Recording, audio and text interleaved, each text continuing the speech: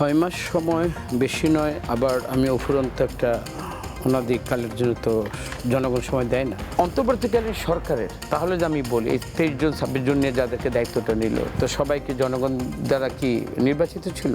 কিন্তু তাদের দায়িত্ব ছিল শুধু নির্বাচনটুকু করে চলে যাও। এখন ছিদ্র অন্বেষণ করে যাতে কি আর পিছনের দিকে টানা দরকার নেই। বিএনপি সরকার এবং আগের সরকারও দুবার পুলিশ বাহিনীর পোশাক পরিবর্তন করলো।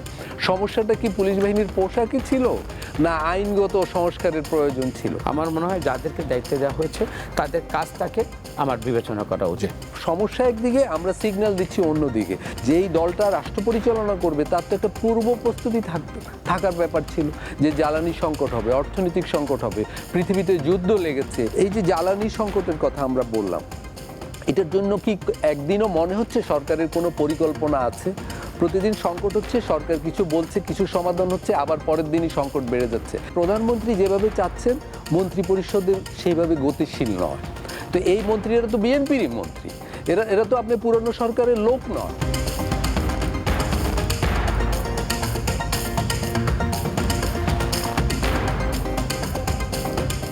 নিশ্চয়ই শুনেছেন যে আলতাফ পারভেজ কতগুলো প্রসঙ্গ তুলেছেন, বিশেষ করে এই যে অধিদপ্তরে দলীয় নিয়োগ এবং গুম এবং মানবাধিকার কমিশন সংক্রান্ত বিষয়ে।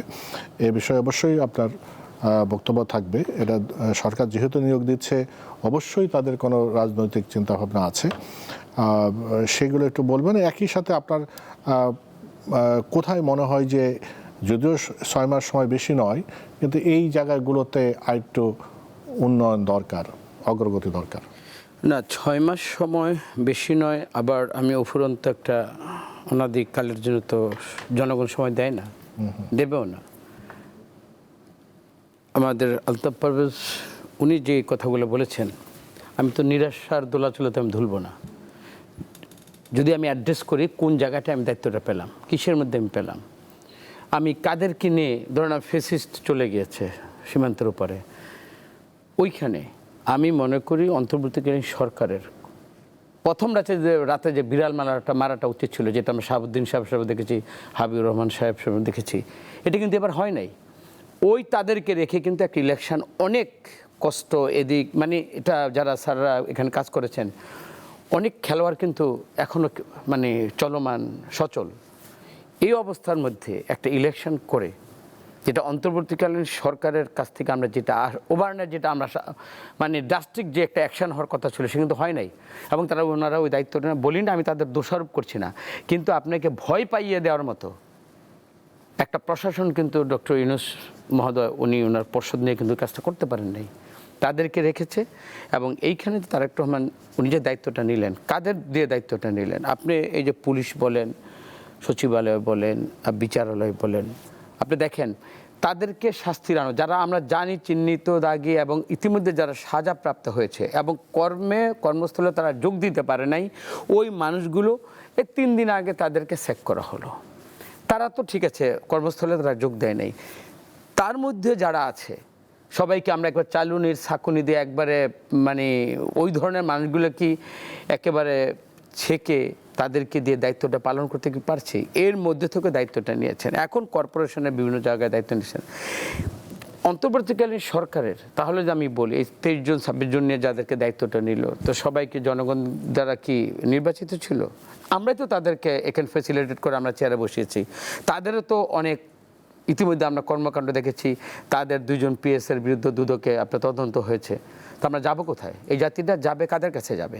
এখন যারা আসছে দলীয় বিবেচনায় তারা, হ্যাঁ তারা পদ হোল্ড করে, এটা তো সত্য। ওই সত্য মেনে আমি বলি নিশ্চয় ওটা তো এইখানে তো তারা তো একটা দীর্ঘ সময়ের জন্য তাদেরকে দায়িত্ব দেওয়া হয় নাই, তাদের একটা সাময়িক একটা দায়িত্ব দেওয়া হয়েছে। এবং যারা এখানে বসেছে, আমি দলীয় বিবেচনায় যদিও তাদেরকে প্রতিজনের একটা করে পদ আছে, কিন্তু এই মানুষগুলো কিন্তু কষ্ট করেছে। এই মানুষগুলো কিন্তু গণতন্ত্রের জন্য কমিটমেন্ট এবং প্রশাসনের যে যার দায়িত্বে আছে তার কিন্তু পরবর্তীতে এই দায়িত্বের পরও কিন্তু তাকে দল করতে হবে, সমাজ করতে হবে, রাষ্ট্র করতে হবে এবং তারেক রহমানের কাছে জবাবদিহিতা করতে হবে। এখন যদি ডক্টর ইউনূসের ওই লোকগুলার যদি আমি দোষ না ধরি, আমি মনে করি এটা যদি তাদেরকে দেখেন কতদিনের দায়িত্ব, 6 মাস বা বড় জোর 1 বছর, তারা কিন্তু জনপ্রতিনিধি হয়ে কিন্তু এক একজন এক এক জায়গায় আবার কিন্তু দলের মানে একটা পদায়ন হয়ে কিন্তু তারা কিন্তু চলে যাবে। আমি মনে করি ওইটাকে একেবারে নেগেটিভ সেন্সে বা দলীয় দৃষ্টিভঙ্গি থেকে ওইভাবে সমালোচনা না করে তাদের কর্ম, তাদের চিন্তা, তাদের স্টেপসগুলো আমরা দেখেন, তারা ওইখানে বসে একটা রাষ্ট্রের জন্য তারা কি কল্যাণ করে, হিতকারী ব্যক্তি, না ওইখানে বসে তারা এখানে দলীয়করণ করে দুর্নীতির মহাপাহাড় এখানে তারাও একটা এক্সাম্পল তৈরি করে ফেলতেছে ফ্যাসিস্টের মতো। ওদিকে যদি আলতাফ ভাইরা যদি ওনারা যদি এদেরকে নজর দেয়, জাতি উপকৃত হবে, আমরা ওনাদেরকে অ্যাপ্রিসিয়েট করব। আমার কাজটাকে আমি কখনোই কোনো বিবেচনার ঊর্ধ্বে উঠাতে আমি চাচ্ছি না, এবং আমার দলও তারেক রহমানের যাদেরকে যে জায়গায় বসেছে সত্যিকার বাস্তবতা এবং সত্য নির্ভর যদি কোনো ওইখানে যদি ইনফরমেশন থাকে এবং তাদের বিরুদ্ধে যে শাস্তি হবে না। আপনি ধরেন আমাকে এক জায়গায় দায়িত্ব দিয়েছে, আমি যদি এখানে অপকর্ম করি, আমাকে এখানে তারেক রহমান চেয়ারে বসিয়ে রাখবে? নিশ্চয়ই না। এখন আমি মনে করি যে যেহেতু এই সরকারের আমরা কম্বলের লম্বা বাঁচতে বাঁচতে তো কম্বলই আমরা খুঁজে পাবো না। যাদেরকে দায়িত্ব দেওয়া হয়েছে তাদের কন্ট্রিবিউশন আছে, তাদের কমিটমেন্ট আছে একটা জাতির কাছে, তাদের কর্মের মধ্যে দিয়ে তাদের বিবেচনা করা হোক, সেটা কোন পদ্ধতিতে হয়েছে। আজকে যদি আমি বলি এনসিপি বা জামাতে ইসলামের যদি তারা যদি দায়িত্ব নিত, তারা কোথায় আসমান থেকে ফেরেশতা দিয়ে তারা দায়িত্ব পালন করতো, তখন যদি আমরা একইভাবে বলবো না তোমরা সবাই এখানে জামাত শিবির, বা আমরা তো দেখেছি তো এইখানে বসে এনসিপির ভাইরা তারা নিজেরাই বলতেছে যে তোমরা তো সন্ধ্যা পরে ডিসিএসপি নিয়োগ করতা। এখন ছিদ্র অন্বেষণ করে জাতিকে আর পিছনের দিকে টানার দরকার নেই। যারাই দায়িত্ব পেয়েছে, যেহেতু আমরা তো জনগণের ভোটেই তারেক রহমান ক্ষমতায় আসছে, আমি মনে করি সেটাও সমালোচনা উঠবে না, সেটাও জনগণ অবশ্যই চূড়ান্তভাবে বিবেচনা করবে। আমার মনে হয় যাদেরকে দায়িত্ব দেওয়া হয়েছে তাদের কাজটাকে আমার বিবেচনা করা উচিত। অনেক ধন্যবাদ। আলতাফ পারভেজ, যেটা বলছিলেন কামরুজ্জামান রতন, যে কোন প্রশাসন নিয়ে এসেছে, কিন্তু ধরেন প্রশাসন এই যে 17 বছরের একটা প্রশাসন, ইচ্ছে করলেই তো আসলে তাদের সবাইকে বাদ দিয়ে দেওয়া যায় না, কিন্তু সেটা একটা আছে হচ্ছে প্রশাসন, আরেকটা আছে পুলিশ প্রশাসন। তারাও তো সেই একই পুলিশ যাদেরকে দীর্ঘদিনভাবে দলীয়করণ করা হয়েছে। দলীয়করণ তো সেইভাবে এই জায়গাটা আসলে সরকার আসলে খুব বেশি করার আছে কিনা, বা অনেক কিছু করার ছিল। দেখুন, আপনি ঠিকই বলেছেন, সমস্যা হলো প্রশাসনকে দলীয়করণ করা হয়েছে। তাহলে গণঅভ্যুত্থানের পর যে 11টা কমিশন করা হলো, যেমন পুলিশ সংস্কার কমিশন করা হলো, প্রশাসন সংস্কার কমিশন করা হলো, সেখানে তো ওই দলীয়করণ মুক্ত করার জন্যই এই কমিশনগুলো করা হয়েছে। সেখানে তো সুপারিশগুলো এসেছিল, সেই সুপারিশগুলোই তো বাস্তবায়ন করতে হবে। নির্বাচিত সরকার কাছে সেটাই তো প্রত্যাশা।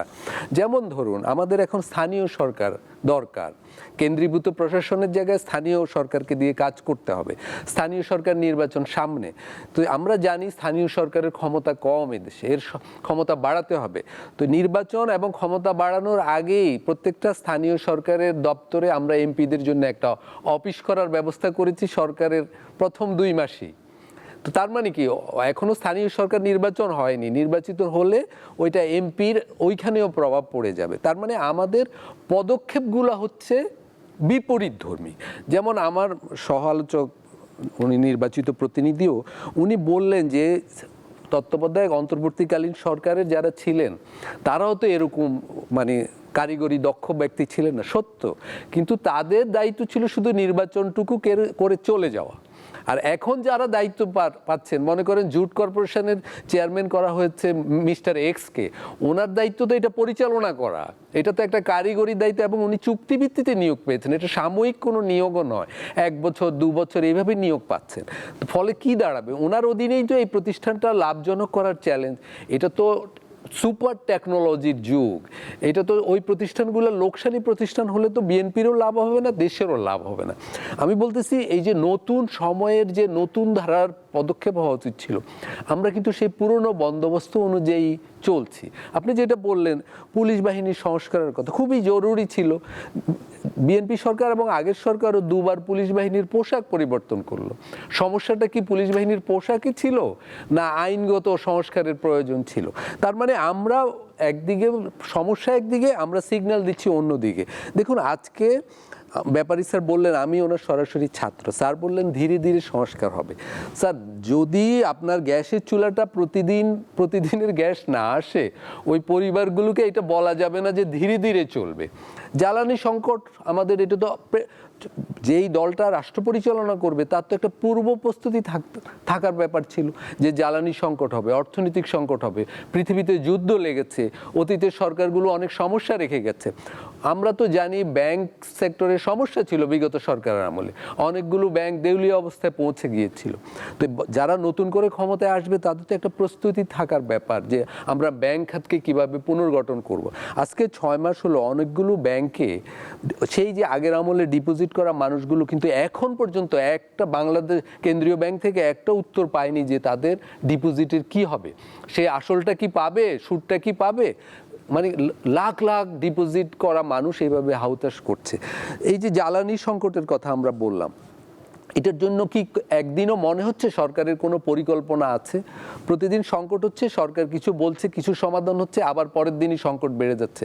আপনি এখন যান প্রত্যেকটা পেট্রোল পাম্পের সামনে অন্তত 2-3 কিলোমিটার করে লাইন। এটা তো শুধু কোনো বিশেষ আদর্শের বিশুদ্ধ দলের মানুষ ভোগান্তিতে পড়বে না, সবাই পড়বে।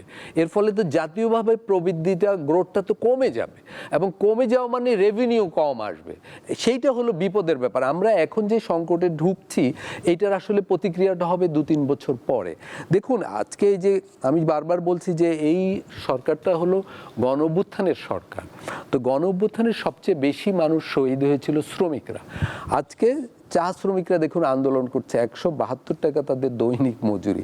এই কালে কি 172 টাকায় চলে? কিন্তু সরকার কিন্তু তাৎক্ষণিকভাবে কোনো সমাধান করছে না। এবছর 2026 সালে 13টি সেক্টরের নতুন মজুরি নির্ধারিত হওয়ার আইনগত বাধ্যবাধকতা রয়েছে। এখন অগাস্ট মাস চলে যাচ্ছে, আপনাকে তো সেই বিষয় করতে হবে। শ্রম মন্ত্রণালয় কি করছে আমরা জানি না। এখানে বারবার বলা হচ্ছে তারেক রহমানের কথা। দেখুন আমরা তো 6 মাস পর একজন ব্যক্তির মূল্যায়ন করতে পারি না, মূল্যায়ন করতে বসি না। সরকার তো একটা টিম, ফলে একটা টিমকে তো টিমের মতো কাজ করতে হবে। তারেক রহমান সাহেব তো অনেক ভালো ডিসিশন দিচ্ছেন। আমি একটা উদাহরণ দিয়ে আমার আলাপ শেষ করছি। 2-3 মাস আগেই উনি বলেছেন একটা বড় বৈঠকে, পেপারে এসেছে যে ঢাকা থেকে অবৈধ বাস টার্মিনালগুলো সরাতে হবে। আপনারা সবাই জানেন এই সিদ্ধান্তটা বাস্তবায়ন হতে 2-3 দিনের বেশি লাগার কথা না। আমি ওই ছোট ছোট বাস টার্মিনালগুলো, শ্যামলী, আসাদ গেট, কলাবাগান, সেগুলো যে রাতে 11টার বাজে যেগুলো রাস্তায় টার্মিনাল বসিয়ে ফেলে, আজকে 6 মাস পরেও কিন্তু সেটার বাস্তবায়ন হয়নি। অর্থাৎ প্রধানমন্ত্রী যেভাবে চাচ্ছেন মন্ত্রী পরিষদের সেইভাবে গতিশীল নয়। তো এই মন্ত্রীরা তো বিএনপিরই মন্ত্রী, এরা তো আপনি পুরনো সরকারের লোক নয়। তার মানে এখানে একটা গতিহীনতা আছে, এইটার সমাধান অবশ্যই করতে হবে।